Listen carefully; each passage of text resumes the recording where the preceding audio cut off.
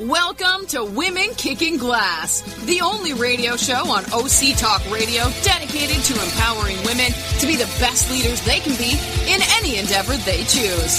Patty Grimm is our host and interviews top women in a variety of fields to help women grow, learn, and lean in together. Patty has over 25 years of experience in primarily male-dominated fields in senior-level management positions. Patty is the owner of Advantage Training Limited, an organizational leadership team training company. She recently released her new book for women called Quiet Women Never Changed History. Be strong, stand out, and stand up. With the subtitle, Let's Go Kick Some Glass. And that's exactly what we're going to do this morning. Let's start the glass kicking here with Patty Grimm. Great, and thanks, Paul. We have an amazing woman and glass kicker here with us today, and I always say you have to be careful how you say that, especially when you're a little tired at the end of the day. It may come out a little improperly. So I love this show, and I'm so glad to be your host. Each week we talk about a number of things. We talk about issues that are important to women, such as climbing the corporate ladder and maybe getting that promotion or raise you deserve. So how do you negotiate better? Talking about social issues that women are concerned about, whether it be cyberbullying or anything that's going on. We're going to have somebody, a heart surgeon, talk about heart disease in women. We're going to have a whole bunch of variety of people on our audience. And also something that Laura's going to talk about today is about some issues that are personal to women. That how do you manage and balance your life and stress, and how do you deal with all the pressures that are out there? So Laura's got a really amazing background, and she's author of a wonderful book called Shine Your Light, Illuminate Your Love, which I read recently at the beach with my dog on one sunny day, although it's pouring rain today. So tell you a little bit about Laura. So Laura's really broken through a lot of glass ceilings. She was one of the first general managers and partner of a leading restaurant company that actually provided the food to companies like Nordstrom's. It was sort of the Nordstrom's of casual dining, I guess. I kind of messed that up a little bit. But she had a fine life. She was successful. She was breaking through the glass ceiling. And then two events happened that really changed her life. They changed her life forever. One was recovering from alcoholism. So we're going to talk today about a very different topic about women and alcohol and how that affects our lives in all kinds of areas.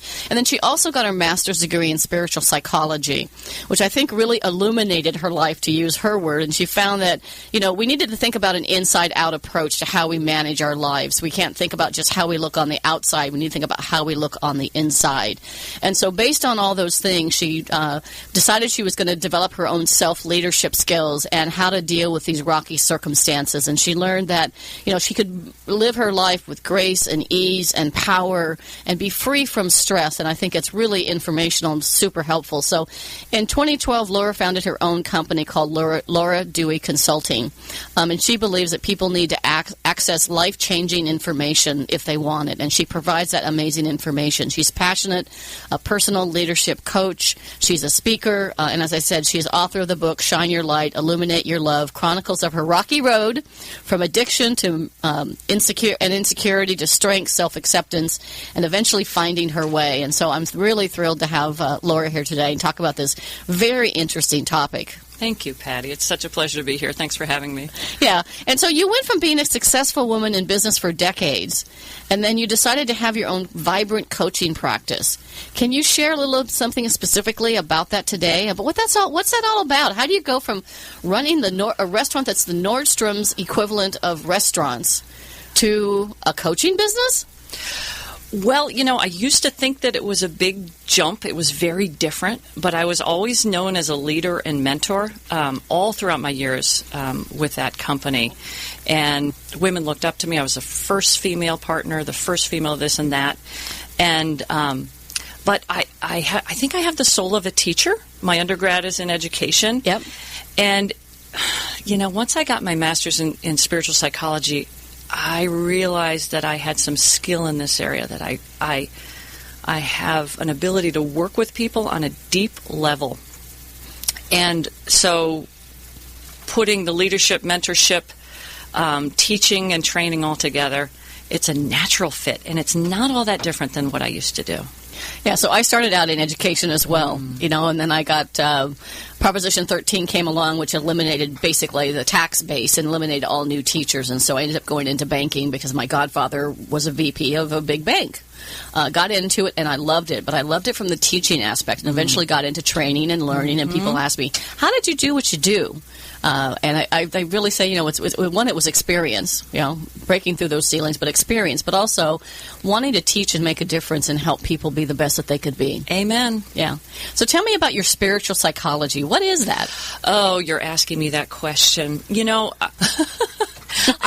I had no idea how to answer this for years. And then recently I realized, it might as well be called a master's in self-leadership. I like that. Because I learned the most amazing skills on how to manage myself. We take ourselves wherever we go, right? Yeah. You can't leave yourself behind. And we're leading ourselves in our lives. The question is, how and where are we leading ourselves?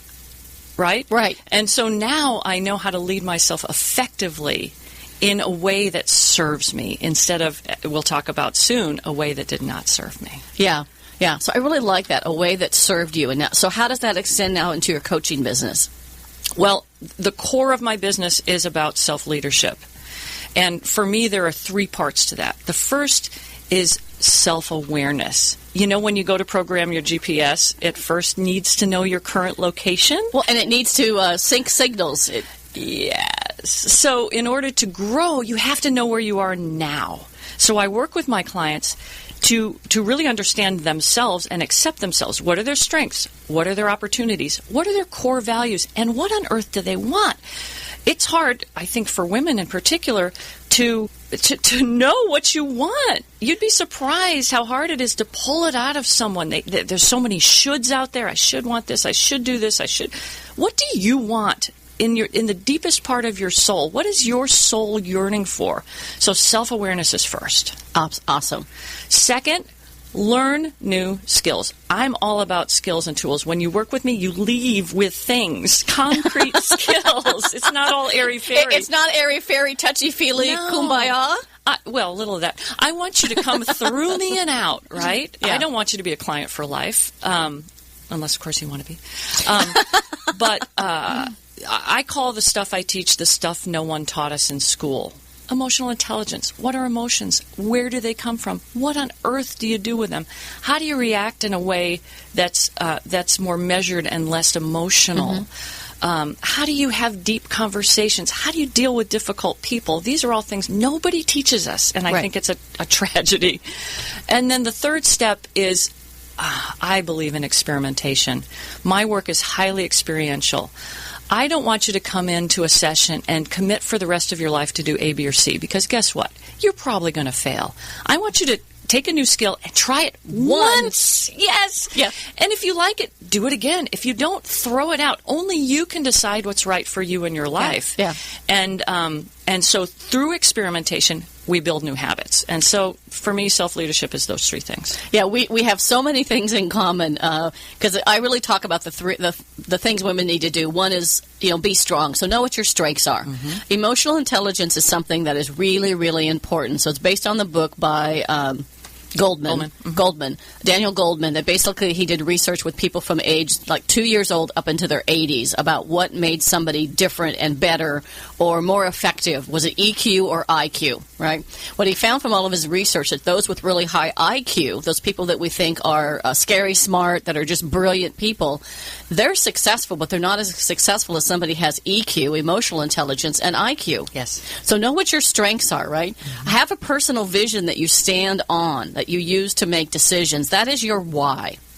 What do you stand for? What do you stand up for? And using those things to make decisions. And the best why is the why that makes you cry because it's so dear to your heart. Yeah. Sorry to interrupt. No, but I don't think a lot of people think about that. Why? When you ask somebody, well, why do you do what you do? Oh, well, the money's good, or I like the job, or I like the people. That's always my favorite one. I like to work with people. But why? What is your why that's deep in your heart and soul that gets you energized every day, that you find yourself doing these kinds of things when nobody's watching? Yes. Because it's in your soul. I mean, that's amazing. And that's true fulfillment. Yeah. Yeah. When you're working from that place. Yeah. Exactly. Yeah. So let's talk about this whole subject that I think a lot of people kind of avoid, this whole idea about women and alcoholism. Women and alcohol, yes. And you've been there, done that. I've been there, done that. And, it's estimated, Patty, that 5.3 million women in the United States are drinking in a way that compromises their health, their safety, and or their general well-being. And Wow. I know. 5.3 million. And I used to be one of those women. I drank for decades and many of those years problematically. And I think this is a topic that is not talked about a lot. And so my hope today is that we can shed some light on it. I can share, and I want to be clear, I'm sharing my personal experience. I'm not telling anyone what to do. This is all for your consideration. Yeah. And I have a feeling that at least one listener in your audience may be suffering in silence. And so if we help her, then our time together is time well spent. Absolutely, absolutely. And I thank you for bringing this topic forward. Laura approached me at one of our NABO meetings, National Association of Women Business Owners, that we're both members of and both love. And she approached me about being on the show. And I was like, I'd love to have you on the show. And then she told me the topic. I was like, we have to talk about this. It's like pulling up the rug, right? We keep trying to put things under the rug, and so we keep dusting things under a rug. Yes. And eventually the rug is so big we fall over it. Oh, yes. So that's very, very interesting. So what distinguishes a social drinker from a problem drinker? Social drinking is fun. You can take or leave it. And I think whether you're drinking daily or just periodically, problem drinking takes on the qualities of having an affair. Say more. You think about it a lot. You look forward to it. You make plans for it. Oh, the planning was exhausting. You have some shame about it. Like a lot, in the end, the shame was just unbelievable, and oftentimes you end up doing things you're not proud of. So that, to me, is problem drinking. And if anybody wants to, there's something called the 20 questions of Alcoholics Anonymous. Right. If you want to answer those questions for yourself, Google that, and oh God, I remember doing that, and I just answered so many yes. And again, just put it back under the rug. It's like, oh, isn't that interesting? Then 12 out of 20. Oh, and I just kept drinking. Yeah. So again, you can go to the internet and you can look on Google or Sure. Bing or anything. You can search for the 20 questions about alcoholism. Sure. Okay. It'll pop up. Okay. Yeah. So did you have a moment when you really knew you had a problem? What was your wake-up calls? Well, when I started drinking, I was only 14. I was very young. And 14? Yeah. I grew up in Massachusetts, and I thought there was nothing to do except drink out in the woods. But really, why? I drank because I was so uncomfortable in my skin when I was out in the world among the humans. I didn't feel like I belonged there. So alcohol in the beginning was wonderful. When I drank, I felt prettier. I felt smarter. I could talk to people without feeling stupid. It was great. And then over the years, not so great. I, unlike many alcoholics, knew I had a problem forever. A lot of people are in denial about that. I knew I had a problem, and I was unwilling and too afraid to do anything about it. Sure, I had trouble stopping. I had no off switch. Sure, I put myself in dangerous situations. Sure, I had huge gaps in my memory sometimes. I knew I had a problem all along, really almost all along, and I just didn't do anything about it. Does it become like a security blanket? Like that you're going to go out to an event. Maybe you're a little bit introverted. Yeah. Or you're not comfortable at this event. And you think, well, I'll just have a glass of Chardonnay. Totally. Yes. Or Pinot Noir. We were talking earlier, Patty, that and I think women do this. I drank wine. I drank Chardonnay. I was a refined drinker, right? I didn't drink that dirty vodka or whiskey or gin. I drank Chardonnay in a beautiful crystal glass. Exactly. And now I got carried away. I forgot the question. Does it become like a comfort? Totally. Like getting dressed, right? You get dressed, you put on your best clothes, you put on your best makeup, you get ready, and you say, I'm not comfortable in this environment, so I'm going to have a glass of Pinot Noir. Have you heard the phrase social lubricant? Social lubricant. Yes, alcohol is social lubricant, and that's what it was for me. It allowed me to feel more comfortable in my skin, but it was a false sense of security, right? And maybe some women can relate to this. If you're a real serious drinker, you drink before, so you can get a little buzz on, right? Then you drink there. But you have to watch how much you drink because people might be watching you. So maybe you have 2 in front of people, and then you go home and do the real drinking. Oh, by yourself? Oh, yeah. At home? Sure. In front of the TV? Yep. Yeah. So it's both a habit. It became a habit and like a comfort blanket. Like you said, it's easy to drink your stress away, your anxiety away. It's just, and it's there and it's easy. So why didn't you get help sooner? You said you're 14. You did it as a comfort to fit in with the crowd because you could be prettier or more sociable and more accepted because you were part of the crowd that was drinking. I'm concerned about the number of kids that are drinking nowadays and the young women in college that are binge drinking that are putting themselves in danger. They're putting themselves in dangerous situations. They're, what could be an accident, could be any number of horrible things could happen to a young woman in college that's been drinking. So it's sort of that... when did you finally have the wake-up call? What finally did it for you? Well, I didn't get help sooner. I'll share the wake-up call in a second. But I didn't get help sooner because I was terrified. I had no idea how to live my life without alcohol. And there was no way that I was going to tell anybody this secret. I had so much shame about it. I built an incredibly successful career, somehow. Yeah, it's all in your book about your career and that you were a top person. You were at these conferences and people were looking for you. Yeah. And I went home and drank every night. And I felt like garbage most days of my adult life. Isn't that awful? Yeah. And so I didn't get help because I was terrified. And there was so much shame associated with it. And if anyone's listening that can relate with this, they know what I'm talking about. It's such a secret, and there's so much self-loathing that you don't want to tell anybody. Yeah. How I got sober is in the end days of my drinking, the last 2 or 3 years of my drinking, my life truly became unmanageable. And alcohol took on it became an entity. Like I had to drink, and I hated every drink I took. That's a special kind of hell. I know you're looking at me incredulously. It's like, no, I'm not. I'm fascinated by your story. I was fascinated by the book, but now that you're saying it, can you imagine hating it and then... Yeah, and then doing it anyway, that is a special kind of hell. And thankfully, my company staged an intervention. And it was the day... Wow. I know. I'd been there a long time.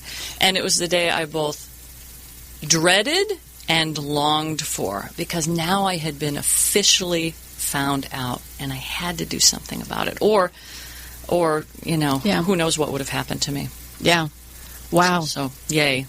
Yeah, yay! Thank you for them for doing that for you. So one of the things we talked about as we were sort of getting ready for the show was this.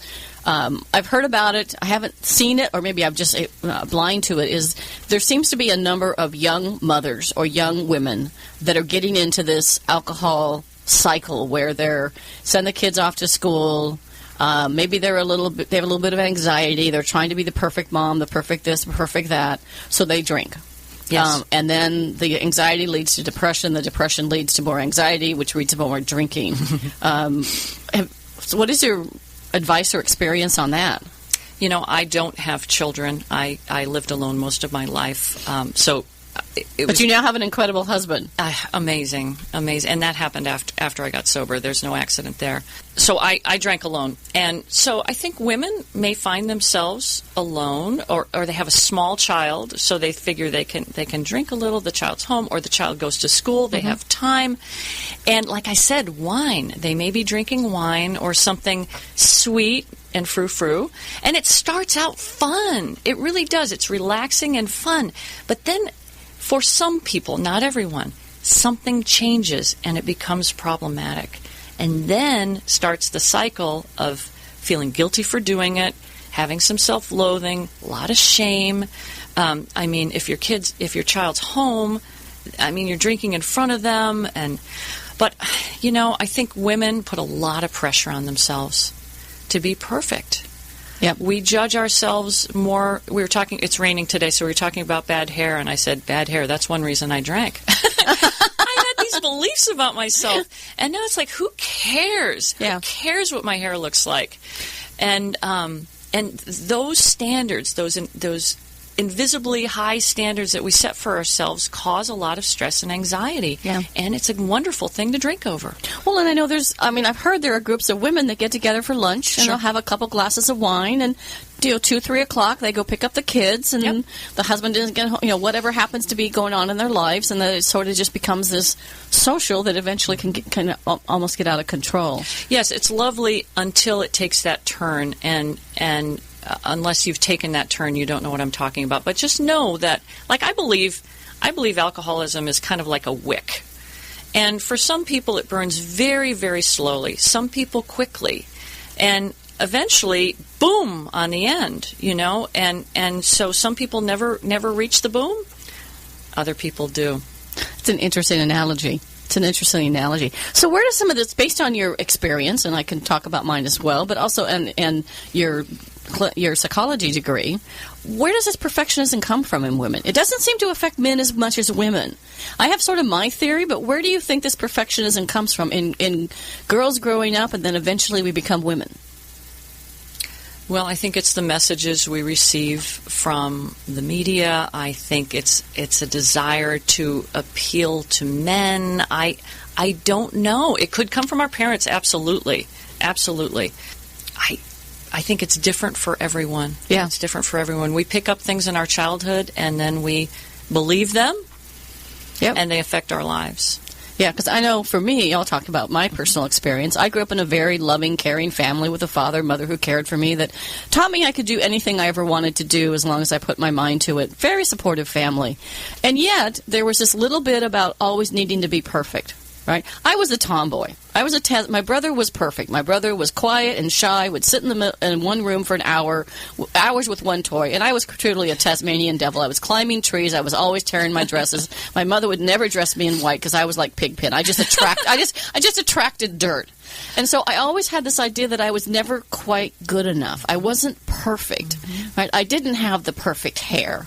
I didn't have this. And now with the pressure of social media and the media of everybody wanting to look like, pick a famous star. They want to look like Kim Kardashian, so they're getting butt implants. They want to look like, somebody who's completely opposite, Jennifer Aniston, that's maybe very thin, and young girls are getting thigh surgery to make a gap in the middle of their legs so they have a thigh gap. Yeah. And that's perfectionism that, as girls, it affects us, but as we become women, that perfectionism can lead to alcoholism. It can lead to procrastination, so something's never good enough. Absolutely. We're always trying to fine-tune things and figure out, well, how could I be better? Instead of saying, which I love in your book, how could I just be the best me? Yeah, there's only one you. There's only one you. Yeah. And there's nobody like you? There's nobody like you. And that's one thing, one gift of sobriety is I am comfortable in my skin. Perceived faults and all. Here I am, and I'm human. And I don't have those unrealistic expectations of myself anymore. And I live just a peaceful, graceful life. That's what I love, this peaceful, graceful life. So we're going to continue on. We're going to take a quick commercial break, and we're going to talk about some of your lessons from sobriety and some of the things, what are some of the biggest misunderstandings about being sober, alcoholism. I really want to continue this conversation because this is fantastic. Wonderful. Thank you. Thank you. Imagine what it would feel like to lose everything. Your job, your home, your family, your dignity. This has happened to thousands of the men, women, veterans, and young adults we serve at Working Wardrobes. What do we do to help? We provide career development services, life skills workshops, job skills training. We provide the perfect interview outfit, and we get clients placed in jobs. Call Working Wardrobes, 714-210-2460. Donate, volunteer, invest, hire. When it comes to pioneers in their respective industries, we all know the Apples, Starbucks, and Trader Joe's of the world. In the realm of recruiting, Decision Toolbox is the industry's best-kept secret. with 90% of their business from referrals and repeat customers. For over 20 years, Decision Toolbox's U.S.-based team of recruiters, sourcers, professional writers, quality personnel, and tech support has perfected a Six Sigma approach to talent management. No matter the size of the project, Decision Toolbox delivers incredible results. A cost per hire less than half of what contingency firms charge, with the winning candidate presented in an average of 14 days, all with a 12-month candidate warranty. With results like that, Decision Toolbox won't be a secret for long. Visit us at www.dtoolbox.com for more information.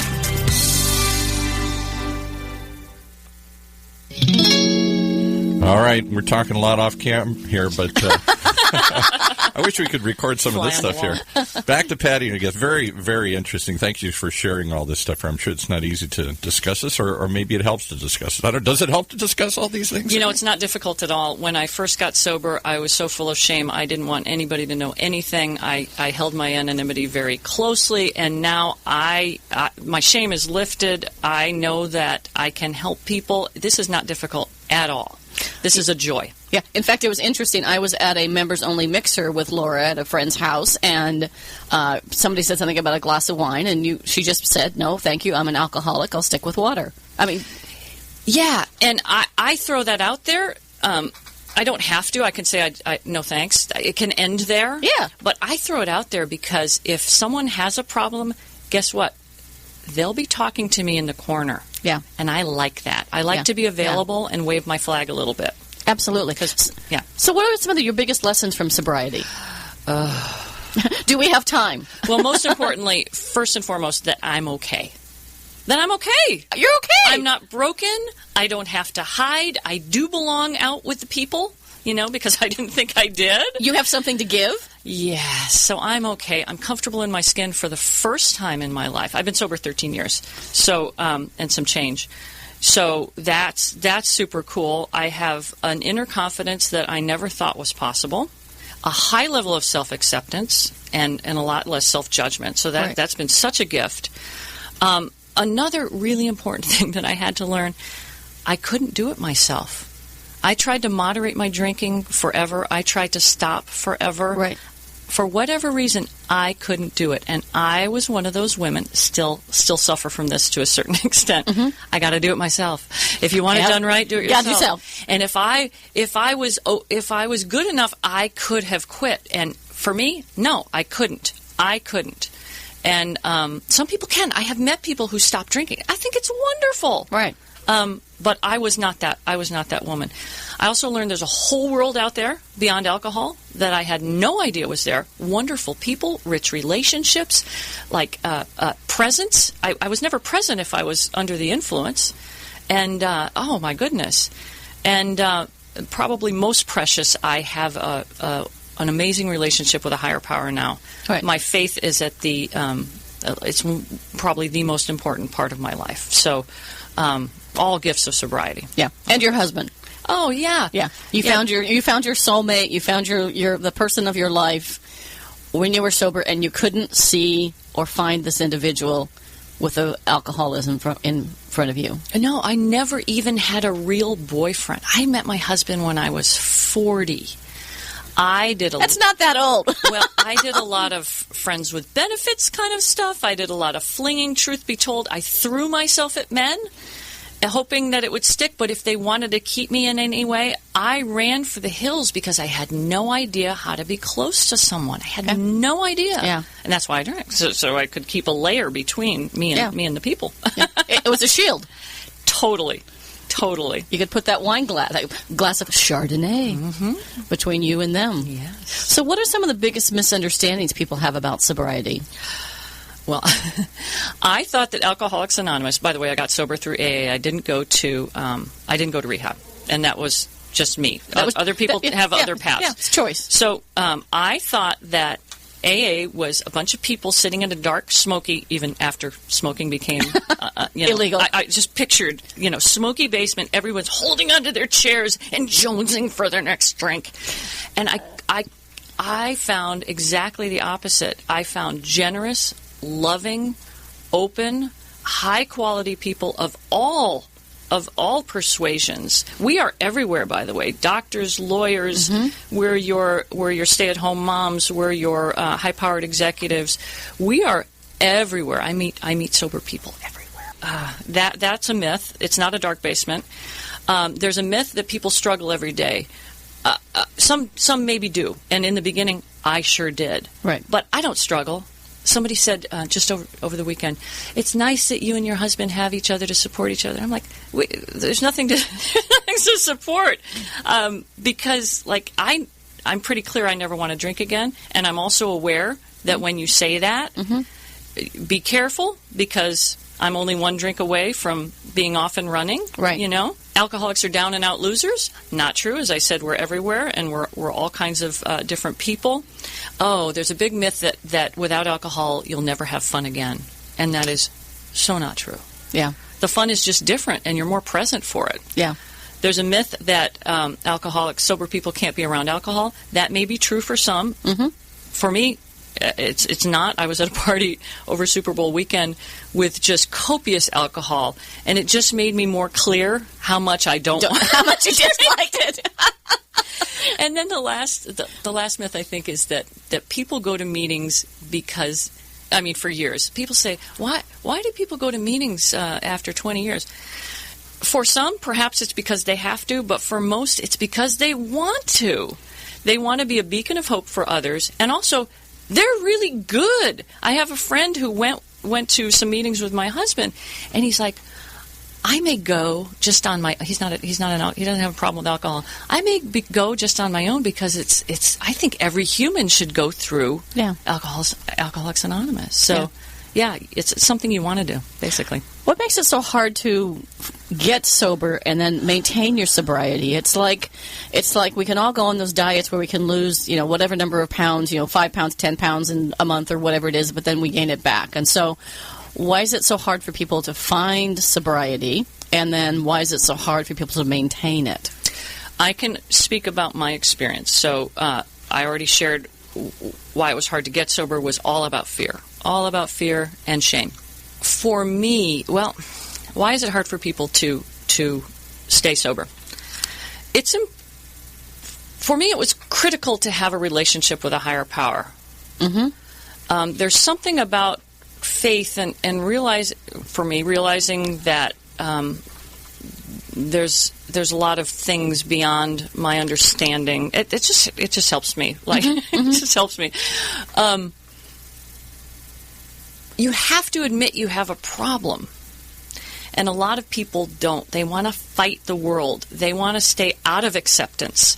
They want to blame. This is a huge thing I see in alcoholics. They want to blame others for their circumstances. If you're doing that, you will probably drink again. Yeah, it's not my fault. If you begin to take responsibility for yourself and know that you're creating all of it, you have a much better chance of remaining sober. Yeah. Another thing we were talking about at the break is there seems to be a difference or a gap that if you see a drunk woman out of control, seems to have a different perception than if you see a man who might have too much to drink. It's sort of, it seems to me, this is my opinion, so audience or Laura, you could disagree, that we're more tolerant of men who drink too much than we are of women. And I wonder if you ever thought about that, or why is that? I think about that a lot. I think that's one reason women stay in the closet, because no one wants to be a drunk woman. And when I was in the heat of in my end days of drinking, the ugly time, I was so afraid that I was going to be an elderly drunk. To me, it was so. Oh my God, I don't want to be a drunk old woman. And the way I was going, I'd probably be a homeless drunk old woman. This you see me. I'm a rational, intelligent, successful woman, attractive woman that's got a beautiful sweater and scarf on, which she had to show me how to tie. And that's where I was headed. I was headed to, they say jail or death, and there's no good end to this. But no, I think women hide it because it is kind of dirty. And it seems more acceptable for men. I don't know. Yeah. So if a woman's listening right now, what do you want them to know about that maybe thinks they might have a problem? What do you want them to know? And you said something I find really interesting. You said that you knew that drinking was wrong and you felt like it was bad or dirty or that it was a personal hell in a way. Yes. But yet you still drank. Yes. That's because I was talking about that switch that turns. Yeah. That's when my rational mind lost its power. And I heard this thing about powerlessness, right? I remember buying the big book of Alcoholics Anonymous, like in the 90s, right? Right. And I read that first step, and I'm like, yeah, whatever, powerless over alcohol. I learned what that really meant. And it was so strange to watch. It was like I was watching myself. Like you were watching a movie. Totally. And I'm like, this is you. I would look in the mirror. I've talked to other alcoholics who have the same experience. Look in the mirror and going, Laura, this is you. Nice. Are you happy with this? Yeah. And then yet continue to drink. Because, and this is, I don't know if it's a disease or not. I know it's a whatever. It's out there that it is. I don't know. I'm not willing to say that. I know that something weird happened in the end where it became larger. I lost my rational mind, and the demon was just really present. I had to get my drink on. And I would even say this out loud. Drinking became my first job. My integrity went out. I know. I had to do it, and I hated it. It was so strange. And I pray that anyone listening never has to go there. And you don't have to go there. I want you to know that. You don't have to go there. So if a woman is listening that thinks they might be in this situation, what do you want them to know? What should they do? Well, first of all, know that you are not alone. If you are feeling fear or shame or self-loathing, just know that many have gone there before you. Many have gone there before you. And many are there right now. And so when I went to AA and in my first meeting, the hardest thing I ever did, bar none, in my life, the hardest thing was to walk into that first meeting. And I heard things. I'm like, oh, my goodness. Oh, that's me. That was me. And so I wasn't alone. Immediately I wasn't alone. And there's a weird thing about AA meetings and alcoholics. I mean, we've seen it all, we've heard it all, so we kind of laugh at inappropriate things because it's okay. It's all okay. There's such a high level of acceptance there. That's what shocked me most. So you're not alone, number one. Number two, there's help out there. There's help. There's rehab. There's AA. I encourage you, if you know someone who's sober, pull him or her aside and have a conversation, because we love those conversations. I'll speak for myself, but I know many, many others that just love to have those conversations to help, because I didn't know who to talk to. So talk to another alcoholic or talk to an alcoholic, and just know that by walking in an AA meeting, you are not committing to never drinking again. Remember I talked about experiential learning. You're just going to listen. Nothing will be required of you. There's no requirement for membership. Just go and listen. If someone asks if you want to share, just say I pass. It's perfectly acceptable. Nothing is required. And in fact, I didn't utter a word for the first year in AA. I just didn't. So many reasons I didn't. I just listened, and guess what? It got in. And I really wanted out. Now, I drank for 2 months after I went to my first meeting because I was experimenting too. Yeah. But just know you're not committing to anything. Go see if you like what you hear, and experiment, build new habits. One other thing. Sorry. You don't have to tell the world. I'm telling the world. You don't have to tell anyone you don't want to tell. Anonymity is there for a reason. Mm-hmm. This can be your secret. And what I've learned after I got sober, there's a whole lot of people that don't drink. They don't drink because they don't like the taste. What? They don't drink. they leave a half a glass of drunk wine on the table. They don't drink for health reasons. They don't drink for religion. Whatever. There's a whole bunch of people that don't drink. So you just be another one of those. Yeah. And if somebody says, would you like a glass of wine? No, thanks. You don't have to make a reason. And I think a lot of people feel like they'll have to tell, they'll have to be outed, and it's just not true. You don't have to fill in the gap. You can just say no thanks. You have to say no thanks because I'm on a diet. No thanks because I'm on medication. My doctor says I shouldn't drink on the medication. You don't have to make up an excuse. You don't no have is to. okay. Yes, but if you want to make an excuse, make one. Yeah. Some people that's very helpful. Yeah. And then lastly, your life can be better than you've ever dreamed. I feel like my life started when I got sober, no lie. Now, I'm really grateful that I had all those years that I did the way I did, because it made me who I am today, and I would not be doing what I'm doing today in my work. I would not be the person I am today had I not been a drunk. So I am super grateful. You'd probably still be in the restaurant business and going to all these parties and events and making an ass of myself. So how does all this relate to your coaching business? Because, you talk about coaching people from the inside out. You talk about helping people discover their true self or discover their why. How does this relate to your coaching practice? Well, it was strange that night at that NABU event when I told you that I wanted to talk about this, because it's not really part of my business. Obviously, it comes up in my business, but something told me that's what I want to talk about because it's not out there much. How it relates to my business, we talked about self-leadership earlier, and those 3 steps: the self-awareness, the learning new things, and the experimentation. And so this, what we talked about, alcoholism, fits exactly with that. Knowing, being able to admit you have a problem. Right. Self-awareness. Learning new things. Like, I couldn't do it alone. And a lot of other people can't either. So you have to learn new things that allow you to be sober. And then experimentation. If you're not sure you want to live the rest of your life without alcohol, hey, try it. Once I got a week of sobriety under my belt, I knew what that was like, right? You woke up feeling better. Oh. You weren't foggy-brained. Oh, my goodness.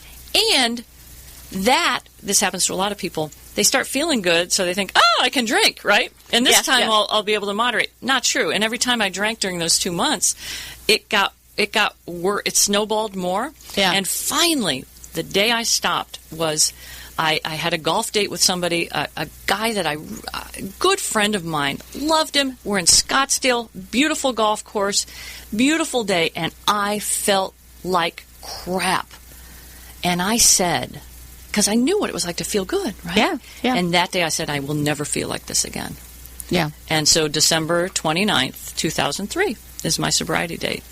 And I am so grateful. So my practice is about self-leadership.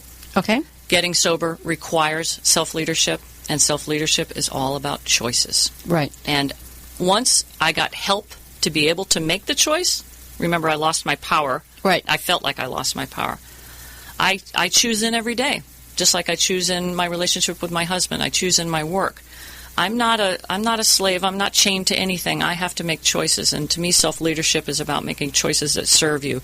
And being sober serves me unbelievably. Right. So this is how it relates to my practice. Thanks for asking. Yeah, and one of the things you said I think is really important for people in the audience to think about. It's about what is that one thing. If people remember the old movie City Slickers, it was a bunch of 3 guys that were in their midlife crisis. They decide they're going to recover their manhood, so they go off to this dude ranch and they come across Jack Palance, this old crusty cowboy. And the entire movie, through all their misadventures, he keeps talking about the one thing. Right. What's the one thing they need to know? And then he dies before the one thing, and then they had to come out with City Slickers 2 to figure out the one thing was in his hat. So focusing on that, what is one step you can take? What is one thing you can do to become a self-leader, to become self-aware, to use your emotional intelligence? So clients come to you, what's typically the way clients come to you? They come to you because they're looking for help in their career, their life, combination of both. Well, the cool thing, I do a lot of executive work. I work for an executive consulting firm also, as well as my own business. So clients come to me. I had a twist of fate. A high-powered executive got assigned to me. She was moved from another coach. And in our very first session, somehow, and she was very closed about this, somehow it came out that she was very concerned about her drinking because I opened it up to her. I mentioned that I was sober, and that made her, for some reason, able to talk about it. And our work was not about that primarily, but through our work together, she ended up getting sober, and I'm so happy about that. But that's a great success story. Oh my goodness, and so divinely delivered. She was with a different coach, but she came to you because there maybe the coach they weren't a great the fit. coach-client relationship wasn't a great fit. So if you're out there and you're ever looking for a coach, you've got to find the right coach. When I was looking for a coach in Seattle, when I went through my fall, which is when I ended up being exhausted and all these kind of things, I needed to find a coach that fit my style. And I didn't want one that I could talk to only over Skype. Mm-hmm. I wanted somebody I could meet with personally. I could see her eyes. I could touch, we could think about things. And so I went through, interviewed probably 10 to 12 people before I found the right coach for me and where I was in my business, because I was pretty clear what I wanted to do, but I needed that coach to ask the tough questions or the thought-provoking questions that ask me what was my why. Yep. There are a myriad of coaches out there, and I encourage anyone that comes to my door, I say, take your time and find the right fit, because it's a big decision, and it's often a big investment. Yeah. So people come to me for all kinds of things. They have creative endeavor. Maybe they want to write a book, and they're feeling like, who am I to write a book, or I don't know how to do it, whatever. So, it's about being yourself. Yeah. You have to be yourself to write a book. You have to be yourself to show your art. So I for some reason, creatives are attracted to me. People that want to improve their career, absolutely. Mm-hmm. Relationships is a huge thing. I counsel or I coach a couple. I haven't done a lot of couples work, but the work we're doing is so amazing, and we do that in person. I do most of my work over the phone, but I do have an office in Tustin, so I do see people there. Really wonderful relationship work with either individuals or couples also. So just with self-leadership as the umbrella, right, almost anything can fit under there, because I help you create what you say you want. And self-leadership comes from the inside out. Amen. You can read the books, you can take a class, but it has to come from, and not your head, and maybe not even just your heart. I think some of it has to come from your gut. I had a woman come to me with a stack of books, and she sat on the couch and she said, Laura, she wanted to improve her health. She said, Laura, I know what to do. She's pointing to the books, but I'm not doing it. And I said, so-and-so, if we work together, you have to leave those books at home, because it's not about the books. Something has to shift inside, then the outside will be quite simple. And it's a gut thing. You have to really get your why. You have to get your why. Yeah. And then clear out the gunk that's in the way. Yeah. And I'm an expert gunk clearer. I really am. That should be on your my card. claim to fame. I clear your junk. Or your gunk. Not your junk. Your gunk. So what advice do you have for women out there? From your coaching career? Oh, yeah, go ahead. You said what's the one thing? The one thing. Yeah. For me, the one thing is to know that between stimulus and response, there is a space. There's a famous quote from Viktor Frankl. I won't share it right now. Right. But between what happens and how you react, there is a space. It's not automatic. There's a space. And in that space, you get to choose how you react. And so after something happens and you feel an emotional response coming on, just pause. Yep. Take a breath, pause, and you get to choose your response. Just know that. You own that. And that little formula is at the core of everything I do. Well, and so I'm a freak about looking up what words mean, right? So I have to look up what words mean. And so I looked up the word react versus being proactive. When you look up the word react in the dictionary, it means one of the definitions is to act without thinking. Therefore, you have engaged your mouth without your brain. Totally. And how often does that turn out well? And it's interesting you mentioned Viktor Frankl, because I talk in my book about Viktor Frankl, about the power of vision. And he did extensive research. He was a doctor, a Viennese doctor, very high-powered when Nazi Germany came around, and he ended up being in the concentration camps.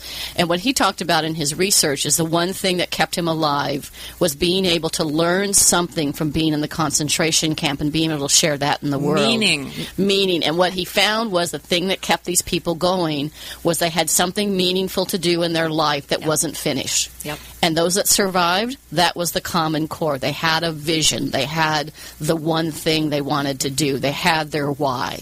There was meaning to their suffering. There was meaning to there was meaning to your suffering that helped you be who you are today, and helped you write your book and be at this incredible and having an opportunity to share this with our audience. This is absolutely fantastic. And so there's one thing in the book I do want to just one of the pages. I don't remember what page it's on, but it says, "When you shine your light, you magically become more beautiful."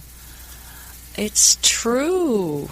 As I said, I became comfortable in my skin, and now when I'm out in the world, I try to just be a loving soul, and I find that people that are comfortable in their skin twinkle.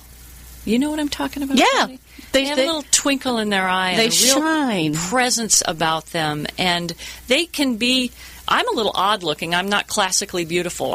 You're very pretty. You look. But I'm not classically beautiful. But I think people, no matter what they look like, can be more beautiful when they just breathe into who they are. Because there's only one of us. There's only one of you. There's only one of us.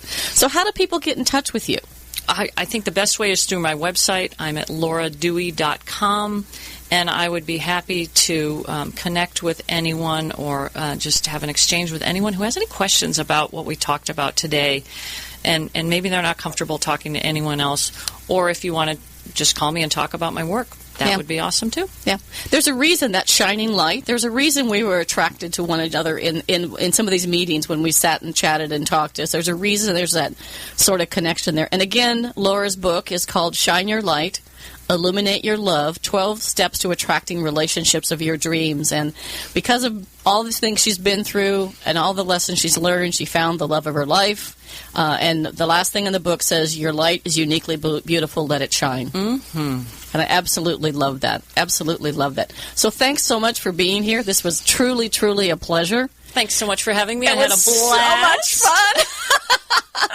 And just a few last-minute things. So my name is Patty Grimm. I wrote the book Quiet Women Never Change History. Be strong, stand up, stand out, with the subtitle Let's Go Kick Some Glass. You can find my book and Laura's book on Amazon, but also please reach out to me. My email is pattygrimm@live.com, and that's PATTIEGRIMM@liv.com. Reach out to me if you'd like to be a guest on the show, if you have a topic you'd like to hear about, and or if you want to book myself or even Laura. If you reach out to me, I'll connect you with Laura if you want to connect us for a speech or an event or speaking to one of your women's groups. I speak at a lot of women's groups, and I don't think anybody's talking about this topic.